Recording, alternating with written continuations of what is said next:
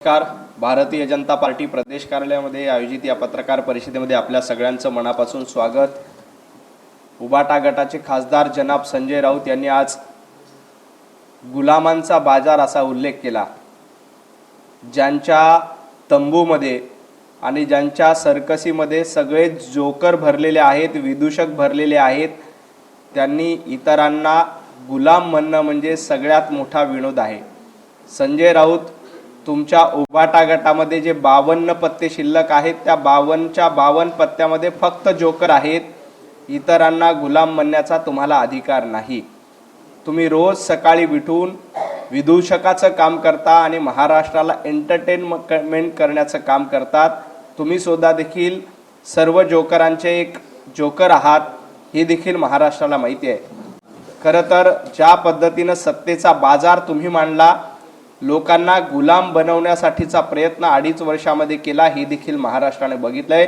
त्यामुळं खऱ्या अर्थानं महाराष्ट्राचे जोकर कोण असतील तर जोकर नंबर 1 उबाटा गट आहे आणि जोकर नंबर 2 हे संजय राऊत आहेत. नाही, रिंग मास्टर त्यांच्याकडे शिल्लकच नाहीत. जिकडे विदूषक असतात तिथं रिंग मास्टर नसतात. त्यांचे रिंग मास्टर आणि त्यांची सर्कस ही पूर्णपणे महाराष्ट्राने आणि मुंबईने फ्लॉप केली. आपण बघा, हे सर्कसीमध्ये मैदानात उतरले होते. 29 महापालिकेपैकी जवळपास 25 महापालिकेमध्ये यांना मोठा भोपळा मिळालाय. त्यामुळे यांच्याकडे ना रिंग मास्टर आहे, ना यांच्याकडे वाघ आहे, ना यांच्याकडे सिंह आहे. हे फक्त विदूषकांचा खेळ करू शकतात. विदूषकांचा खेळ याच्याशिवाय यांच्याकडे पुढे काहीही नाही.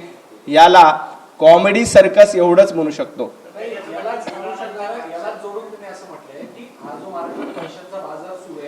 आणि खरं तर या सगळ्या राजकारणाचे मांडली एकनाथ शिंदे सुद्धा या सगळ्यामध्ये गुलामांची बोली लावतात आणि या सगळ्यांचे प्रमुख दिल्लीमधल्या बादशहांकडे या सगळ्या गोष्टी केल्या जातात. एकनाथजी शिंदे मांडलिक नाहीत तर सरदार आहेत, शिलेदार आहेत. तुम्ही आहात. तुम्ही राहुल गांधींचं मांडलिकत्व पत्कारलंय. तुम्ही राहुल गांधींची गुलामी पत्कारली. तुम्ही सोनिया गांधींचं दास्यत्व पत्कारलंय. हे महाराष्ट्राने बघितलंय. एकनाथजी शिंदे वंदनीय हिंदू हृदय सम्राट बाळासाहेब ठाकरे यांचे विचार पुढे नेणारे धडाडीचे शिलेदार आहेत. ते हिंदुत्व पुढे नेत आहेत. तुम्ही काय पुढे नेतायत तर तुम्ही फक्त आणि फक्त कॉमेडी सर्कस पुढे नेण्याचं काम करतायत. त्यामुळं तुम्हाला कशा पद्धतीनं सोनिया गांधींची गुलामी करायचं हे जास्त माहिती आहे. एकनाथजी शिंदे वंदनीय हिंदू हृदय सम्राट बाळासाहेब ठाकरे यांचे विचार पुढे नेत आहेत. उद्धवजी ठाकरे काय करतायत? उद्धवजी ठाकरे सोनिया गांधी यांची गुलामी करण्यात धन्यता म्हणतायत. संजय राऊत राहुल गांधींची गुलामी करण्यामध्ये धन्यता म्हणतायत.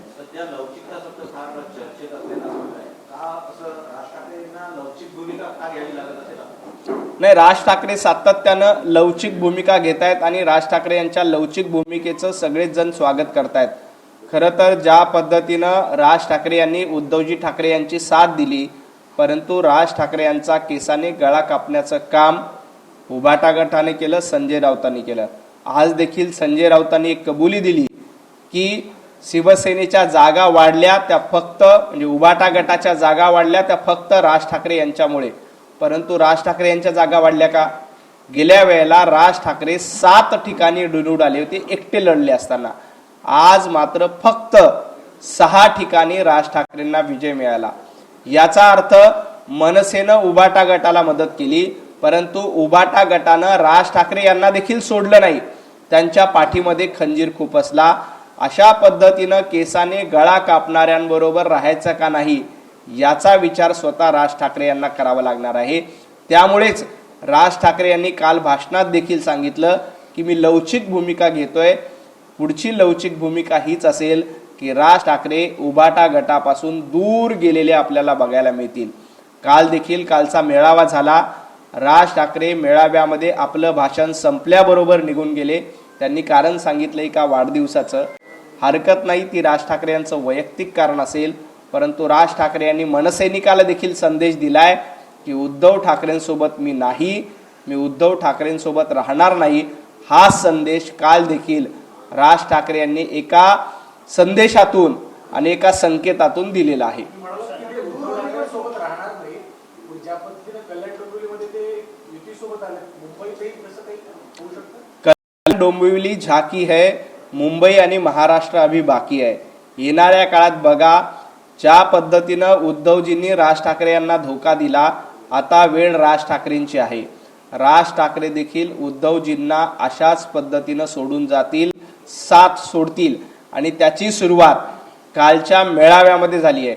राज ठाकरे 10 मिनिटं थांबून उद्धवजींचं भाषण ऐकू शकले असते, परंतु त्यांना माहिती आहे की उद्धवजींचं भाषण म्हणजे एक कॉमेडी सर्कस आहे, त्याच्या पलीकडे काही नाही. मर्द, कोतळा, वाघ, बिबट्या, सिंह, हत्ती, सर्कस याच्या पलीकडे उद्धवजींच्या भाषणामध्ये काहीही नसतं. त्यामुळे हे रटाळवानं आणि कंटाळवानं भाषण ऐकण्यापेक्षा 1 वर्षाच्या मुलीच्या वाढदिवसात जाऊन हॅपी बर्थडे म्हणणं उद्धवजींना जास्त योग्य वाटलं, त्या राज ठाकरेंना जास्त योग्य वाटलं. त्यामुळे उद्धवजींचं भाषण सोडून राज ठाकरे वाढदिवसाच्या कार्यक्रमाला गेले. नाही, राज ठाकरे यांना भूमिका घ्यायची आहे. भारतीय जनता पार्टीला याच्या आधी देखील लोकसभेला राज ठाकरे यांनी पाठिंबा दिला होता, तो आम्ही स्वीकारला होता. यापुढचा निर्णय राज ठाकरेंनी घ्यायचा आहे. परंतु यापूर्वी त्यांनी बिनशर्त पाठिंबा दिला होता, त्यांच्याकडे आकड्यांचं गणित नव्हतं. आज त्यांच्याकडे मुंबईमध्ये 6 नगरसेवक आहेत आणि संख्याबळाच्या दृष्टीने 6 आकडा देखील महत्वाचाच आहे. मुंबईमध्ये 6 नगरसेवकांचा मनसेचा पाठिंबा भाजपला हवाय का? नाही, तुम्ही बिनशर्त या शब्दाचा उल्लेख केला. जेव्हा राज ठाकरे यांनी बिनशर्त पाठिंबा दिला होता, तेव्हा हाच उभाटा गट राज ठाकरे यांना बिनशर्त पाठिंबा म्हणून हिनवत होते, संपलेला पक्ष म्हणून हिनवत होते. आता राज ठाकरे याच हिनवणाऱ्यांचा बदला घेतल्याशिवाय राहणार नाही. त्याची सुरुवात कल्याण डोंबिवलीमधून झाली आहे. कल्याण डोंबिवलीमध्ये मनसैनिकांनी महायुतीला पाठिंबा दिलाय. महाराष्ट्रात देखील जिथं शक्य असेल तिथं राज ठाकरे उबाटा गटासोबत राहणार नाहीत, हे तुम्ही लिहून घ्या.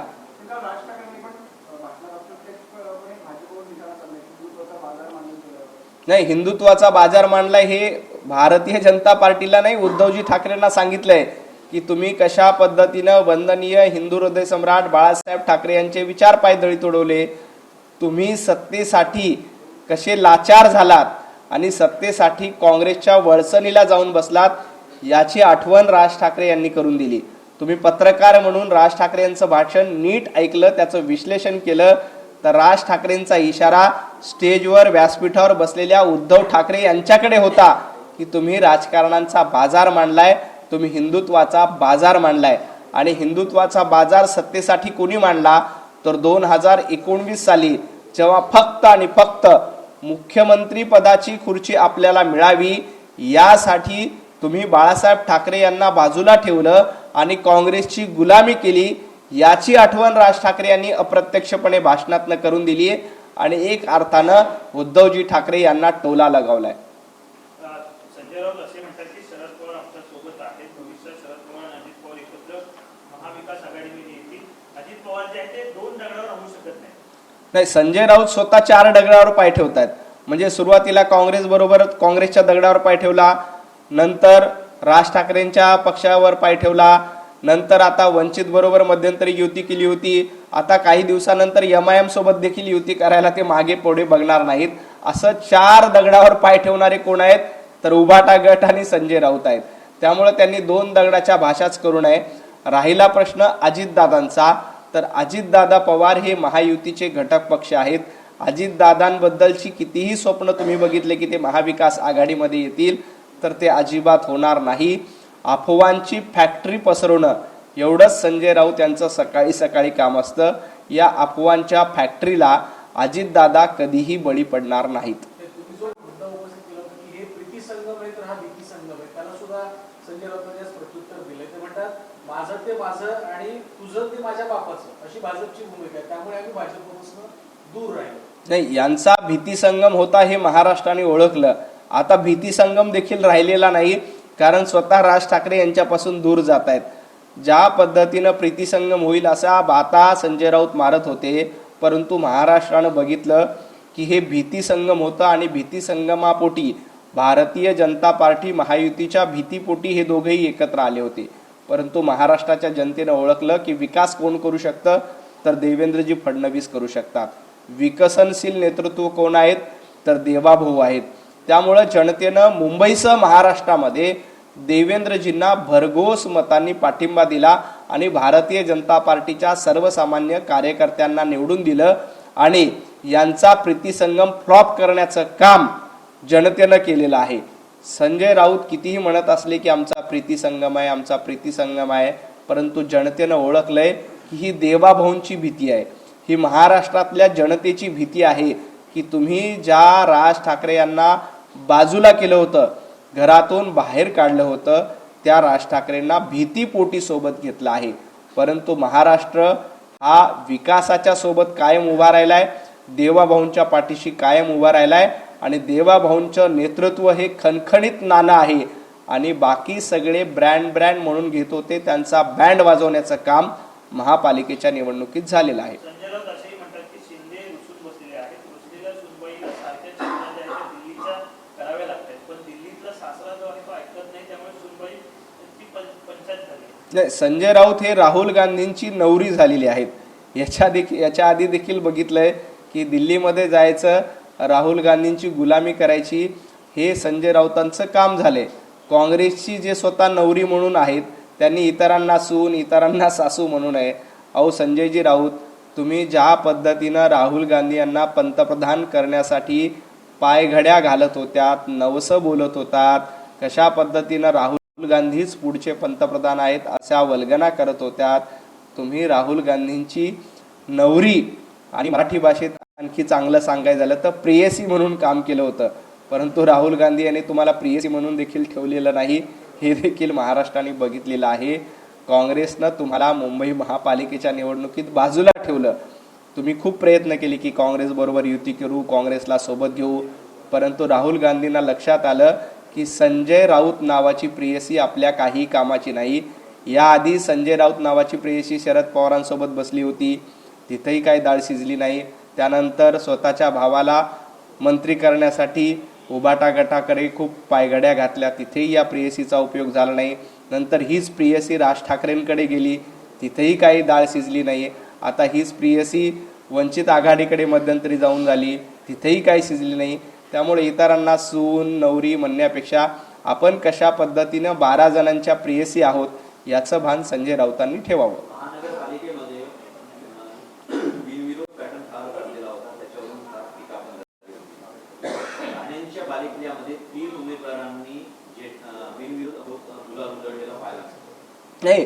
अनेक ठिकाणी भारतीय जनता पार्टीवर विश्वास आहे, त्यामुळे लोक भारतीय जनता पार्टीच्या उमेदवाराला बिनविरोध निवडून देतात. ज्या ठिकाणी शक्य आहे तिथं बिनविरोध झाली, नाही झाली तिथं आम्ही लोकांमध्ये गेलो, जनतेचे आशीर्वाद मागितले, जनतेची मतं मागितली, आम्ही सेवा करणारे आहोत. उद्धवजी ठाकरे किंवा बाकी महाविकास आघाडी फक्त मेवा खाण्यामध्ये धन्यता मानत होती. त्यामुळं बिनविरोध जिथं नाही झाली तिथंही महाराष्ट्राचा निकाल बघा, 29 पैकी जवळपास 25-26 महापालिकेमध्ये महायुतीला दणदणीत विजय मिळाला. बिनविरोध काही ठिकाणी झाल्या, पण जिथं लढाई झाली तिथे देखील आम्ही लढलो. अहो, ज्या किरीट सोमय्यांच्या विरोधामध्ये संजय राऊत आणि उभाटा गट सातत्यानं बोंबाबोंब मारत होते, आरडाओरडा करत होते, तिथं यांना साधा उमेदवार मिळाला नाही. नील सोमय्यांच्या विरोधामध्ये साधा तुम्हाला उमेदवार मिळाला नाही. त्यामुळं तुम्ही इतरांवर टीका करण्यापेक्षा स्वतः आत्मपरीक्षण केलेलं बरं.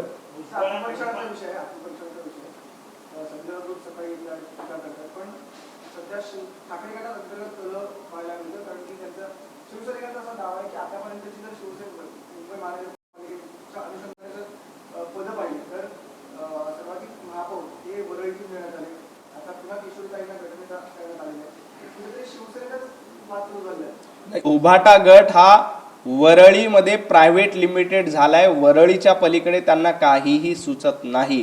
फक्त आपल्या मुलगा आदित्य ठाकरे यांची सीट सिक्युअर करायची, सुरक्षित करायची, यासाठी सगळीच पदं वरळीमध्ये जायची आणि आपला पक्ष वरळी प्रायव्हेट लिमिटेड करून ठेवायचा, हे धोरण उद्धवजी ठाकरे यांचं आहे.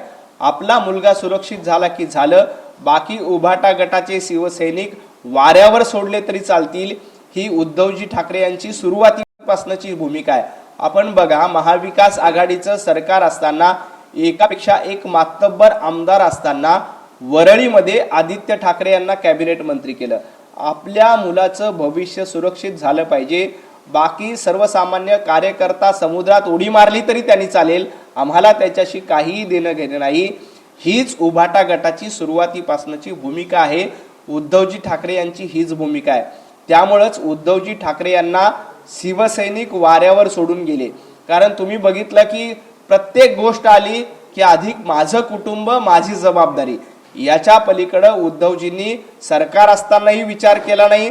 आता सरकार गेल्यानंतरही माझं कुटुंब माझी जबाबदारी, माझा मुलगा माझी जबाबदारी आणि कार्यकर्ता मात्र दुसऱ्याची जबाबदारी, ही भूमिका घेऊन उद्धवजी काम करतायत. त्यामुळं वरळीमध्ये 2029ला आदित्य ठाकरे निवडून यावेत यासाठी सगळी पदं, म्हणजे महापौर पद वरळीमध्ये, गटनेता पद वरळीमध्ये, आणखी कुठलं पद आलं तर वरळीमध्ये, हे यांचं धोरण आहे.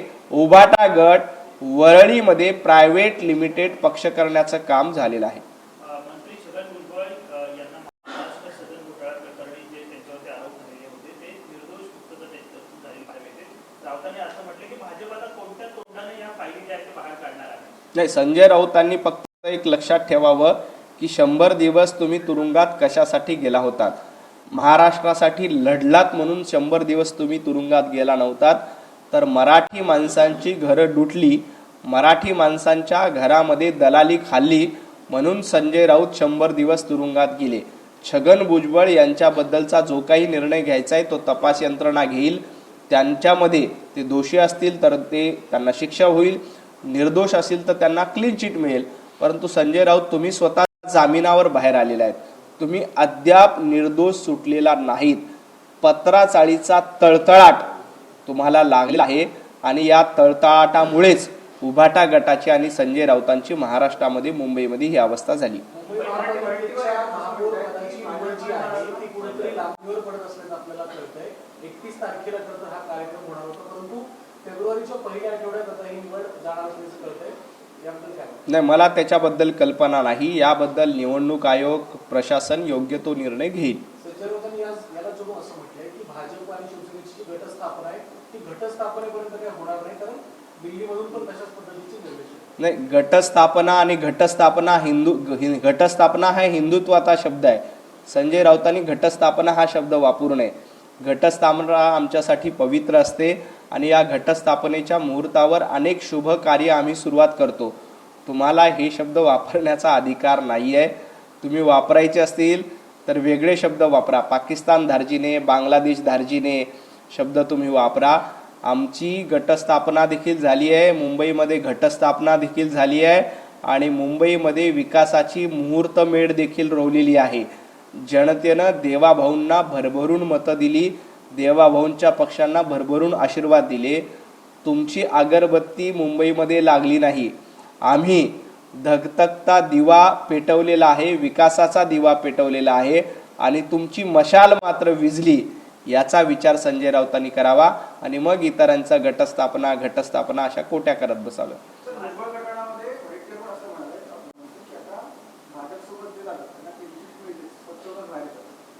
नाही, वडेट्टीवारांना याबद्दल बोलण्याचा अधिकार नाही. वडेट्टीवारजी, चंद्रपूर महापालिकेमध्ये 4 गट पडलेत, एकही गट तुमच्यासोबत नाही.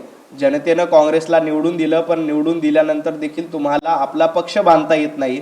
जरा चंद्रपूर महापालिकेमध्ये थोडं लक्ष घातलं आणि चंद्रपूर महापालिकेतली गटबाजी थांबवली तर जास्त होईल. मग भुजबळांकडे लक्ष द्या. आधी चंद्रपूर महापालिकेमध्ये आपली कशी सत्ता बसवता येईल, कसा महापौर करता येईल, याचा विचार वडेट्टीवारांनी करावा.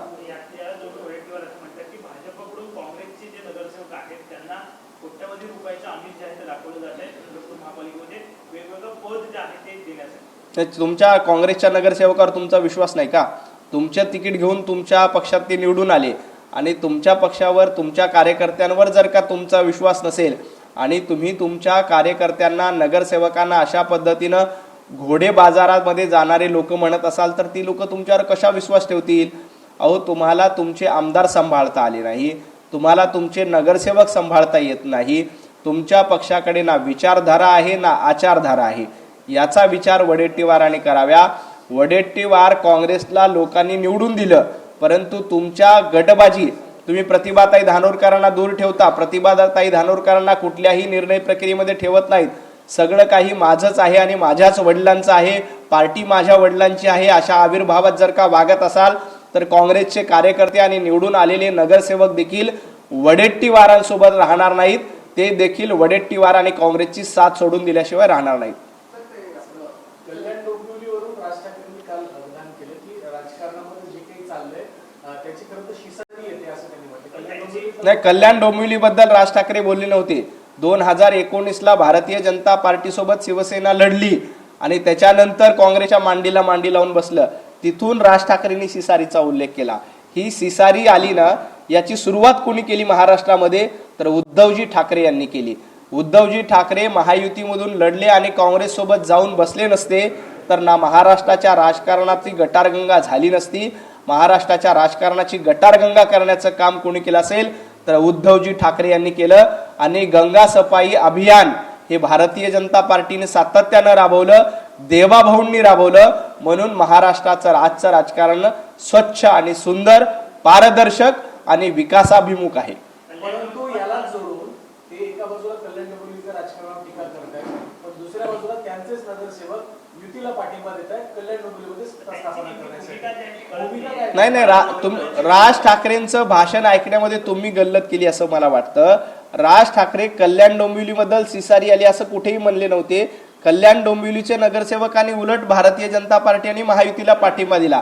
राज ठाकरे यांची भूमिका ही होती की राजकारणाची सिसारी यानं का म्हणतात की उद्धवजी ठाकरे काँग्रेसच्या दावणीला जाऊन बसले, सत्तेसाठी काँग्रेस सोबत जाऊन बसले. ही जी सरमिसळ झाली, ही भेसळ झाली, याची सुरुवात कोणी केली तर उद्धवजी ठाकरे यांनी केली.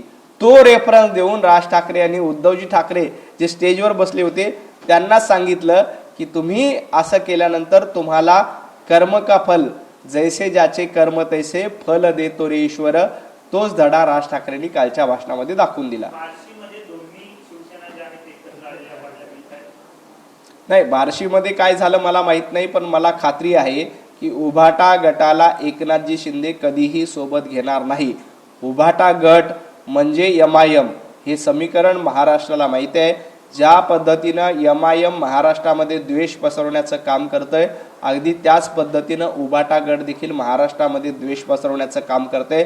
त्यामुळं उभाटा गट बरोबर MIM यांना एकनाथजी शिंदे कधीही सोबत घेणार नाहीत याची आम्हाला खात्री आहे.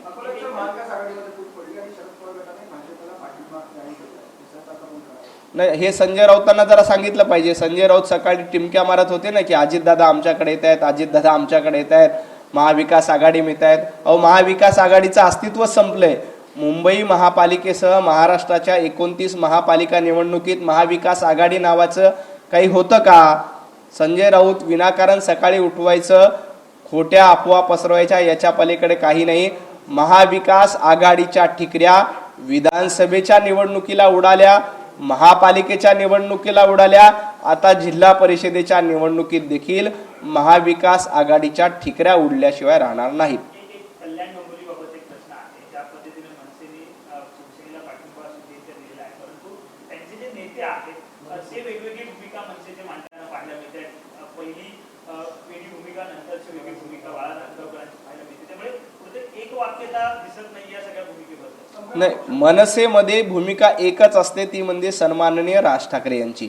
बाकी कोणीही कितीही भूमिका मांडल्या तरी त्या भूमिकेला काहीही अर्थ उरत नाही. जे राज ठाकरे सांगतील तीच मनसेची भूमिका असते. आणि राज ठाकरे यांनी सांगितल्याशिवाय कल्याण डोंबिवलीमध्ये मनसेचा पदाधिकारी कुठलाही निर्णय घेऊ शकत नाही. त्यामुळे कल्याण डोंबिवलीमध्ये जो काही पाठिंबा महायुतीला मिळाला, शिवसेनेला मिळाला, तो सन्माननीय राज ठाकरे यांच्या सांगण्यावरूनच मिळाला. कारण आपल्याला माहिती आहे की राज ठाकरे यांचा पक्ष शिस्तीचा पक्ष आहे. राज ठाकरेंचा पक्ष आदेशावरून चालतोय, त्यामुळे ते आदेशाची पायमल्ली करत नाहीत. हे राज ठाकरे यांना देखील माहिती आहे आणि मनसेच्या इतर नेत्यांना देखील माहिती आहे.